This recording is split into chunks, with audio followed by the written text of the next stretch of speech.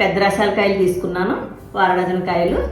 మామిడి తురుముతోటి అల్లం కలిపి, బెల్లం కలిపి, మామిడికాయ తురుము, అల్లం పచ్చడి. ఓకేనా? ఇడ్లీ, దోశ, ఇంకేదైనా టిఫిన్స్లో చాలా బాగుంటుంది. పెరుగన్నంలో కూడా కొద్దిగా వేసుకుని మన అల్లం పచ్చడిలాగే తినొచ్చు. ఇదిగోండి, మొత్తం ఇలా చెక్కు మనం ఇలా తురివేసుకోండి. అల్లాన్ని శుభ్రం వాష్ చేసేయండి, చెక్కు తీసేయండి. చిన్న చిన్న ముక్కలు కోసి మిక్సీలో వాటర్ పోయకుండా ఇలా మెత్తగా తిప్పేసుకోండి.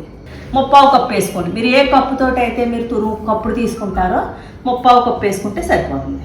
ఎండలో పెట్టేయండి. సాయంత్రం తీసి తాలింపు పెట్టేసుకోండి. ఇదిగోండి, తాలింపు కూడా అయిపోయింది. తిని చూపించడం మీకు చాలా బాగుంది. తీగా అల్లం ఫ్లేవర్ తెలుస్తా, మామిడికాయ పులుపు తెలుస్తా, చాలా బాగుందండి. బాయ్ అండి.